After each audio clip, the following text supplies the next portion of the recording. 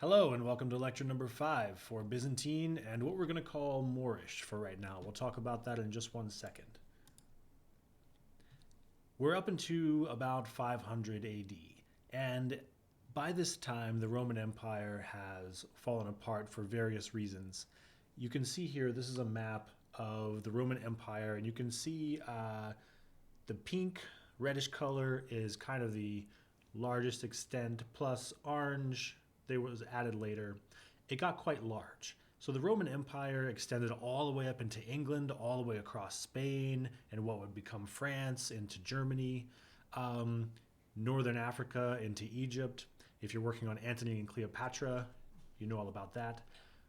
And so the extent of the Roman Empire was incredibly vast, and all of the developments that we talked about last time spread throughout the entire empire, and there was vast wealth and vast economic power, and just like an engine churning of spreading all of this art and scientific knowledge and architectural knowledge across the entire empire. By 500, the Roman Empire had reached that point where it had declined greatly. And so much so that whether it was because of internal strife or invasions from Europe or from Northern Africa or the threat of Ottomans from the east, the Roman Empire had divided into two, and Rome itself and all of the West had been lost.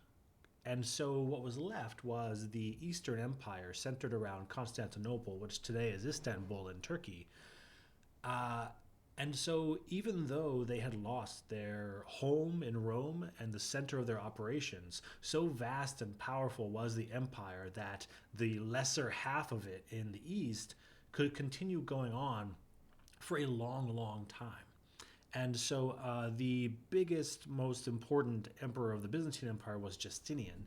If I can move out of the way, you can see that what he did was, even though all of this had been lost, by the time of his death, he had reconquered a lot of the empire. But the empire had changed. Hundreds of years had gone by, and many, many more developments had taken place: scientific, cultural, economic, and political. And so our first word here is elevated domes. And what you can see right away from looking at this picture is clearly this is far beyond what the Romans had ever developed, although very much inspired by their shapes, such as the round arches, the use of domes. So elevated domes are domes on top of towers that featured windows and would often exist in groups. And so in all those things I just said, we see the idea of the height of Roman architecture, which is the Pantheon, if you remember, taken and just kind of blown out and expanded into something much more complex. Here we can see the inside of one of these domes, and you can see how different it is from the inside of the Pantheon. If the Romans were proud that the Pantheon was a full, complete dome of a building, if they had seen this, they would have probably lost their minds, because what the Byzantines became capable of only a little bit of time later, and for the most part, these are the same people and their successors in their culture. Half domes, quarter domes, this sort of like revealed arch that we see right there. And domes sitting on top of towers and turrets, this unusual shape of things coming together, the way that these various vaults are interlocked here is going to be the key to Byzantine architecture. And so what we can see here is that this structure kind of looks like it's made out of bubbles and different massing and all these different pieces kind of chunked together.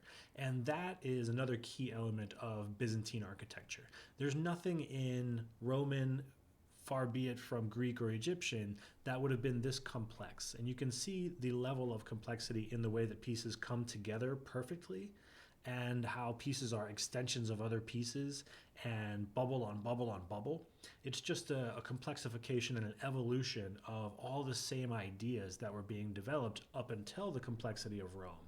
We can see our arcades here, but many of them are curved. Many of them have different height arches. Many of them have different depths. And there's also a fragility to the architecture that's only possible because of a sincere confidence in the work that was being done. They knew it could be done and it would work and it would stand for a long time because it had worked for their predecessors in Rome. And it also led to this type of floor plan, which is similar. It's just a simplification of what we just saw. But here again, you can see those brick Roman arches with thin, smaller pieces and the use of concrete, the use of ceramic-based tiles. And as these structures became more and more complex, there was also a huge amount of them. The Byzantine Empire is often given short shrift in history because it was, the thing that happened after Rome, but before the Dark Ages and way before the Renaissance. But in fact, it was huge and lasted for a really long time. Even from the point of Justinian, around 530, 540, the Byzantine Empire would continue to be relevant and have effect up into the 13 and 1400s. Our next keyword for the Byzantine Empire is stylistic drift. And that's not referring to a specific ornament or architectural piece, but it's just referring to a concept of how complex and unique their work became. If you look at the picture on the right, what we see is a classic Ionic column with egg and dart, with palmette and lotus. And what we see on the left is something that would be hard pressed to describe, but we can see that it does have volutes right here. Kind of looks like the composite column of the late Romans. But there's a high relief nature to the carved out shapes here, and it is not of any particular recognizable style. And what stylistic drift really means is they started to feel like they could do whatever they wanted, which is great, of course, but we're going to see column capitals in buildings where each capital is completely different. And they would say, if that architect can do this, then I can do this. I'm going to tell this story on my columns. I'm going to tell that story with a new kind of motif. I want it to feel a different way. And there would be huge diversity and a great relaxation of rules and systems as they gained this great confidence from what had been done before them. So here we can see many different column capitals. There's similarities here, but there is also a freedom and relaxation to it because there are little differences between column capitals. There are differences within the same building, as I said before.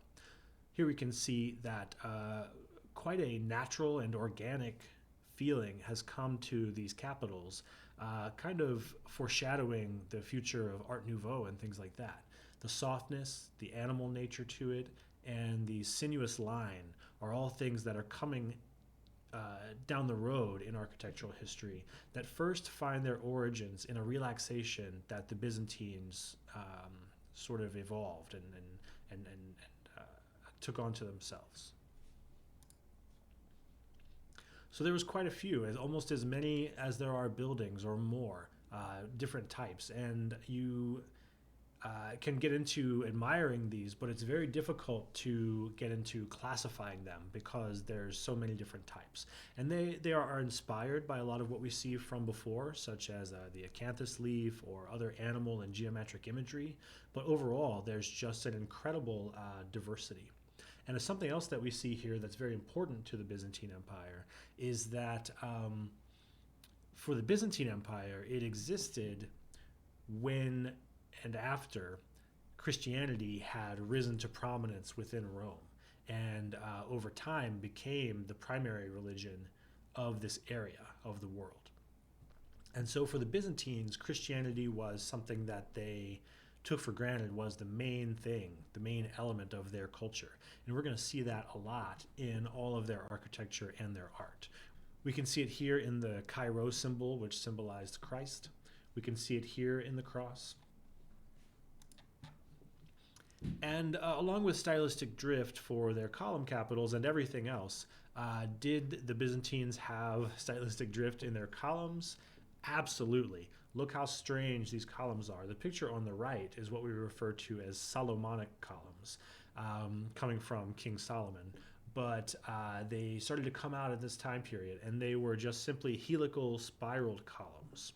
But you wouldn't be able to do something like that unless you had great confidence in the way that you were building things, right? So if one civilization discovers, another feels confident enough to mutate and to improvise on a methodology.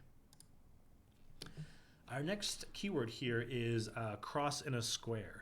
And what that refers to is the floor plan of many, if not all, Byzantine churches. Churches, of course, as the religion of Christianity became really important, churches became among the most important buildings. But cross in a square also became used in palaces and a lot of other buildings. And what it is once you have all this confidence in your vaulting and arch techniques, and once you have multiple domes, they had the idea that they would create the shape of the cross from Christianity in their architecture, in their floor plan. So you can see it here on the right. This is looking down at it from above.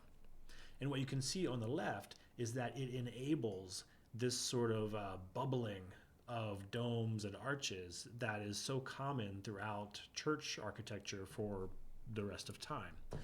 Here we can see a much more complex cross and square floor plan. You can see here that even still in this complex floor plan, there is a cross shape to it overall. And that is really what led to and enabled the sort of unusual kind of segmented massing that we're so familiar with cathedrals and churches and things like that. Here's another kind of even more complex Byzantine cross and square floor plan. So we see a lot of churches that look like this throughout time, and what the cross and square format enabled was a large central area, but also with little rooms off to the side that could serve different purposes. Here are a few more of these. They could be in lots of different formats, right? Because the cross could be rectangular and long in a certain direction, or it could be just square overall. And so by containing this type of a floor plan within traditional Roman materials, you led to the unique Byzantine shape of these kind of segmented church shapes. Here's another lovely one. Very much does this remind us of Roman materials and shapes and colors, but the fact that there are large angled massing structures and multiple tiers of inset towers. So that would have been something that would have been very challenging for the Romans without having a full set of walls and columns interior to that. And so one of the most important inventions of the Byzantine Empire that enabled them to do what we're talking about, having this large interior space with domes on top of it and the elevated domes, is this thing called a pendentive. And what the pendentive is it's a tapered vault corner that allowed round domes to be placed on the square base. So you need the square base so that you can branch off with different hallways in both directions. That's how you get the cross shape. But you really wanted to put a dome on top of it because you're super into domes. And so you have to invent a way to put a round peg in a square hole. And there's a way to do that, and it's the pendentive. And it's this tapering kind of corner. And let's look at some photos of that. So you can see in both of these images, the pendentives are very, very visually key to what's going on here. In the right-hand image, between the alternate colors of red and white, and then below the dome, where this green circle with calligraphic script on it, which we'll talk about in a few minutes, that is the pendentive, this sort of tapering triangular corner. And what it does is it just fills in a hole between the dome circle and this square tower room thing, right? Great. It seems simple, but it was a key invention to structurally supporting this shape that they wanted to create here, because it doesn't just fill in the hole, but it is an arch and a vault in and of itself. It's a very unique vault shape that is able to take all the weight of the dome, which is still made out of stone and brick and concrete, and filter that down and out in a supported fashion so that all that weight is structurally sound onto the walls that are possibly further out than the dome itself. Uh, the Byzantines had even more complex geometric patterns because their developments of geometry that allowed to do a lot of the architectural stuff also led them to have perceptions of pattern and line and angle that were more complex than what had been developed before. So you may see some shapes here that are kind of reminiscent of Egyptian or Roman shapes, and of course they are part of that lineage. But you can also see that, so let's say in this one, if you can see my mouse cursor, that the way that these planes are angled in the center top one here kind of makes it feel like it has a three-dimensional shape to it. And you can see that in the center lower one as well, where the yellow and red lines kind of overlap each other. So they were getting to the point where their geometric patterns alluded to something that wasn't just two-dimensional. Our next keyword for the Byzantine Empire is icons. And what icons are is images of holy people placed for worship and protection. And they often had gold backgrounds, but it could be Jesus, it could be Mary with the baby Jesus, and it would be also other important figures as well. And they became very, very widespread. They would be seen to have a sort of magical or significant spiritual value. So here is an emperor with the priests, and this is where we see that sort of medieval idea of the closeness and the relationship between the governmental powers and the religious powers, their relationship sort of presiding over everything and having a very, very elevated status. This is where we see that being formed for the first time, especially for Christianity, which was a religion that came up and out of the bottom of the class scale, right? Here are a couple more icons. You can see that overall the icons were quite realistic in their human portrayal, even if they were mosaics. They had a certain representation of perspective in art. Unlike the Egyptians, who had none, they benefited strongly from the Romans' understanding of perspective, but they also were not hyper-realistic in their use of scale or in proportion. They were very much representative of the idea of someone and their meaning and who they were, rather than to be a realistic portrait of someone who was alive at that time. And icons were placed in all sorts of places because religion became the highest and most important thing, and having these icons was a key representation of that status.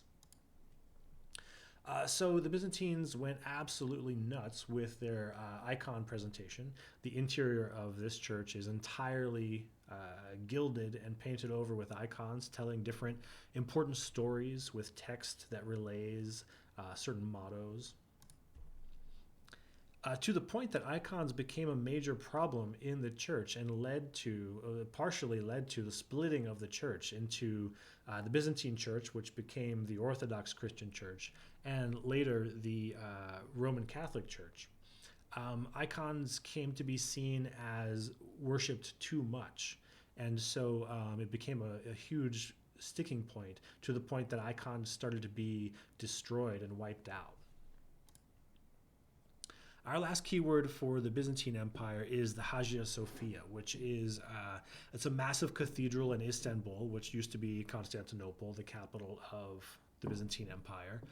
Today is in Turkey, of course. And the Hagia Sophia features every major characteristic of Roman and Byzantine architecture. It was built in the 6th century. It was captured and converted to a mosque when the Ottomans came in and took over in 1453. And that is also when the minarets were added. We're going to talk about that in a second. But it became a museum in 1934 and a mosque again in 2020, just last year. So the Hagia Sophia is a huge, multifaceted cathedral. And if the Romans had seen this, they would have absolutely flipped, because this was far beyond their capabilities, even though it was built only 400 years after the Pantheon was completed. So you started with the Pantheon, which was inspired by the Parthenon on the Acropolis. And the Pantheon was great because it was a dome, and that's cool. But the Hagia Sophia is 400 years later, dozens of domes and half domes compiled together with an architectural confidence that was far, far beyond the capabilities of the Romans at the height of their empire.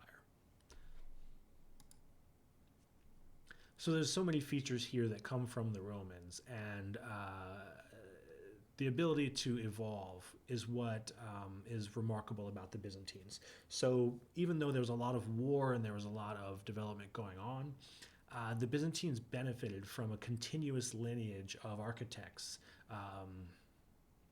learning from each other and trying to compete with one another. So it was quite an evolved civilization, and it was quite an evolved culture and architectural practice. And when we get a little further on, when we talk about what has been called the Dark Ages, this is what we're referring to as what would have been lost. The complexity and the ability to make incredible structures like this with technology that was simply brick and mortar or stone and mortar. But in short, the Hagia Sophia, even today, is one of the largest and most beautiful cathedrals anywhere in the world. And it's also one of the world's leading tourist attractions that people visit by the thousands every single day. And so as these wars swept from Rome to the Ottoman Empire through the Byzantine Empire, the Crusaders in 1204 briefly took over Constantinople and the Hagia Sophia. The Hagia Sophia has had a very dramatic history of who was in charge of it and what kind of activities were going on inside it at any given time. As I said, the minarets that you can see in a previous photo were added in the 1450s.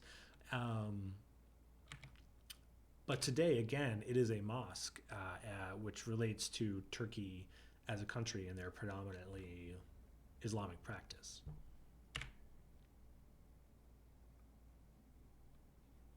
And that's something that we're going to see coming up next, and that's why we're talking about so-called Moorish architecture today as well. Because when these civilizations got bigger and bigger, they started intermingling and mixing up, and things began to get very, very complicated as to which styles were being influenced by other things. And so now we're moving on to Moorish architecture. And what Moorish architecture is it's the Western style of Islamic architecture. So this map tells us that the spread of Islam from 622 started out where down here in the south, where Saudi Arabia is, just in the orange area. And then Islam, just like Christianity, spread rapidly through its whole area. And so you can see that Islam spread very widely all the way up into all the way through Afghanistan and Persia, which is Iran today, and all the way in the west up through and into Spain. And so in Western architectural practice or European architectural practice, we refer to this type of architecture and its influence on churches and Western stuff as Moorish, because the way that European people found out about Islam is they found out about them through their invasion and occupation of Spain. And so just below Spain, let's see if there's another, no there isn't. And so just below Spain here is what used to be the Kingdom of Mauritania, but currently is Morocco. And so that's where we got the Moorish word from, is that they thought that all Islam was coming from Mauritania. And from their sense, if you were in France or Germany or England, it kind of was, because Spain got taken over by the Islamic culture, and there are many, many major architectural elements of Moorish architecture that are still in Spain today, and they're quite beautiful. And so when we say Moorish, we're talking about Islamic architecture of Northern Africa and Spain and maybe Egypt, and it had some elements that were a little bit different than, say, just generally Islamic architecture or Eastern Islamic architecture. But it's very valuable to us because it does show up in a lot of drama, and a lot of architecture in the rest of the world references it a lot. And so one of the most notable features is this keyword, the Horseshoe Arch. And quite simply, the Horseshoe Arch has, in its curve, it is wider than the vertical post element. And it may also be pointed, or it may not. You can see that the center arch here is pointed, but the one over here at the right of the image is not pointed. But nonetheless, its curve is wider than its post. And this is a key arch shape that you're going to see many, many times throughout Moorish architecture and will be repeated quite frequently, but it's really very simple. It appears in many different shapes. In this picture on the right, you can see that the outside of the voussoirs is wider than the curve, but the inner curve is quite minimized. Our second keyword is going to be the polylobed arch. This is 2 of 3 arches that are really key to Moorish architecture. Quite simply, the polylobed arch is the inner curve of the arch is cut with scallops. So you can imagine that maybe each voussoir, right, the voussoir, the stones, and an arch building up to the keystone, if each voussoir, the inner surface of it, had a cutout in it, that's how you would get a polylobed arch. And if you think about the weight transferring down from the keystone through the voussoirs, it probably doesn't take too much strength away from the voussoirs if you scallop that out a little bit.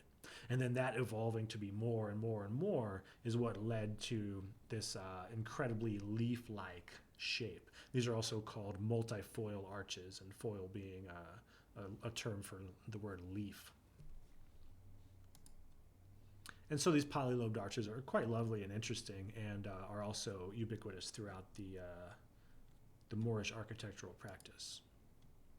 And the third and final type of arch we're going to talk about is the interlaced arch. And so instead of just having an arcade, which is a series of arches in a row, the interlaced arch is the arches are actually overlapping each other, sharing columns, and it wasn't always just decorative as these arches appear to be. The interlacing could actually be structural.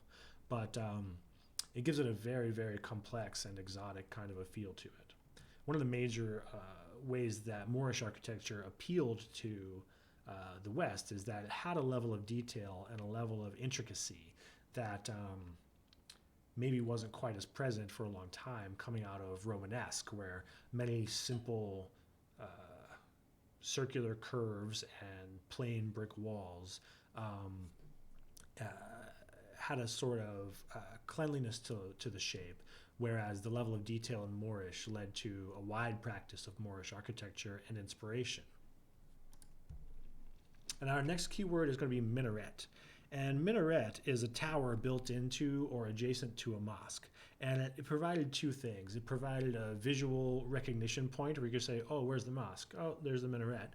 But it's also a tower that the call to prayer would be announced from, and this is still practiced today.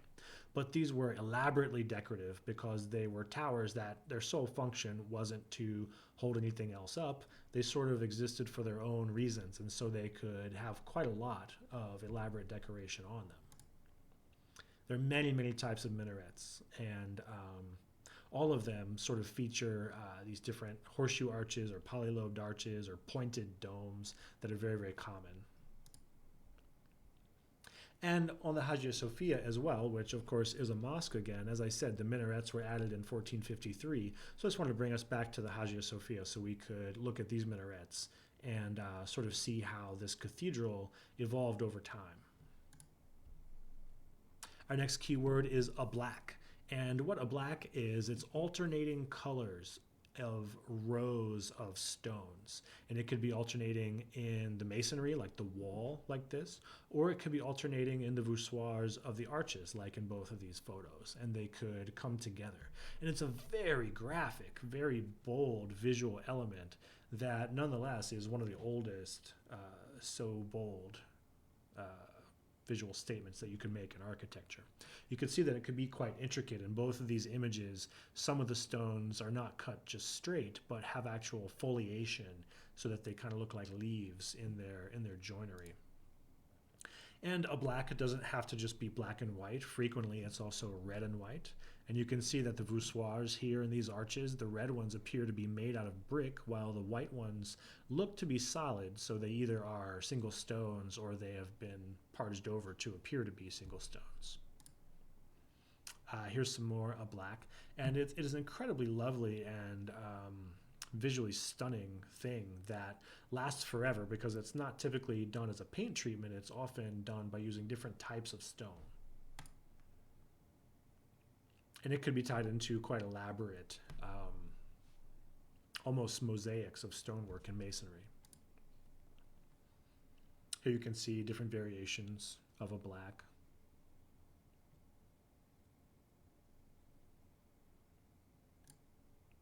And even in modern practice, this gold paint is inspired directly by uh, the Moorish use of Ablaq, and so also is this horseshoe arch in this image. Zellige is our next keyword, and what that is it's a geometric mosaic tile work. So we saw the Romans and even the Byzantines loved to do figural work in their mosaics, stories of heroes, of gods, of animals, and in Islamic art and architecture, it is generally avoided to do figural work. It comes from the idea that to portray important religious figures, especially Muhammad, visually is very much forbidden. And so their motifs and their art had a huge opening for the development of geometric patterns. We've seen these all the way back to Mesopotamia. But because of the high development of geometry and math and architecture at this time, the complexity of their geometric patterns was of the utmost amount. And so what Zellige is just these mosaic tile work that would cover floors, that would cover walls. It would last forever without fading. So it was a great interior surface, and that was representative of their incredible craftsmanship abilities.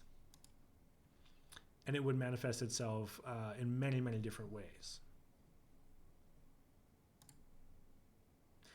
And when you compare this to, let's go back for a second. When you compare this to, and when you look at the size of the stones and how so many of them have to be exactly the same shape, that shows a precision in the craftsmanship that is quite different than still the very high level of craftsmanship that the Romans practiced, but the more organic nature of their work probably allowed a little bit of a greater flexibility than the exact precision and repetition that we're seeing here in Zellige. And so as I was saying, the development of these geometric patterns, which is our next keyword for Moorish architecture, led to some of the most incredible motifs that we have seen and that we will see throughout architectural history, even today, and especially in scenic design practice. Anytime it's reasonable at all to use some of these patterns, you will see these come up, especially these starburst patterns that became common in Moorish architecture are incredibly popular today in screens and in window treatments and frequently in scenic designs. Here are some more of them. It could be inlaid wood, like this picture that we see on the right. It could be fabric patterns, or it could be a lot of other things. And that stands in contrast with the concept of arabesques. And what arabesques are, so arabesques are complex scrollwork of foliage, tendrils, or linear shapes that are tiled to fill areas.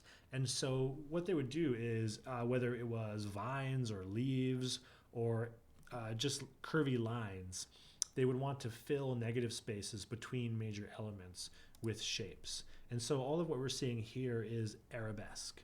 And it has a sinuous line to it, again foreshadowing what will come down the road with the organic inspiration of Art Nouveau. To fill space between elements with complex motifs like this creates a very detailed and a very busy feeling.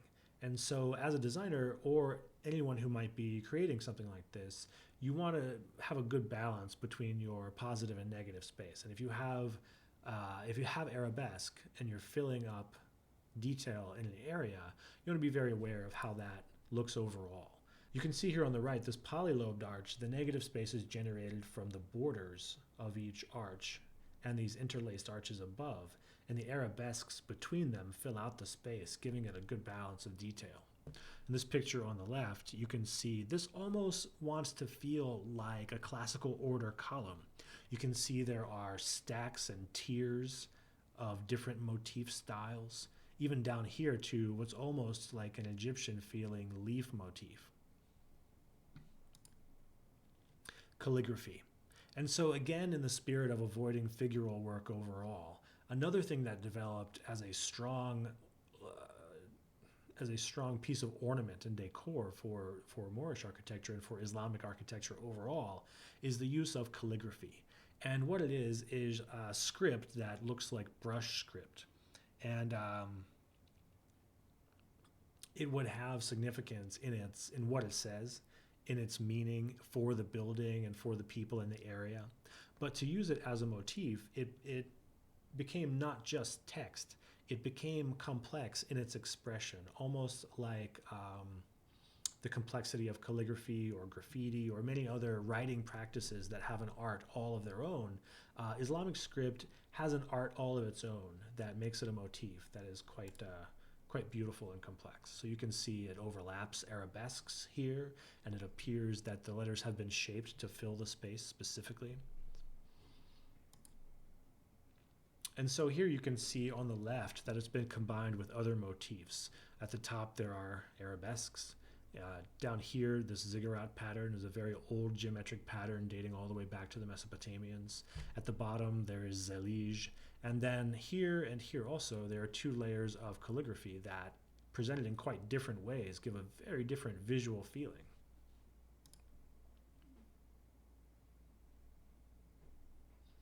And so the script here on the picture on the right almost blends in entirely to seem like it's an arabesque or just a large sort of floral motif. And so these are our vocabulary words for Byzantine and Moorish vocabulary. We're going through a time period now where the rise of two religions has had a massive influence on bringing large cultural areas together and being very present in the architecture of both of these advanced civilizations who were practicing very complicated geometry, very complicated arches and structures and stonework. And this is going to lay the foundation, both of these together will lay the foundations for architectural practice for the next 1,000 years that we're going to be talking about. So thank you very much for being in this lecture. I look forward to talking with you again soon. And I'll be reaching out to you this week with an update on our assignments, which we also have due. And yeah, feel free as always to contact me with any questions or with any thoughts or for any more information. Thanks a lot.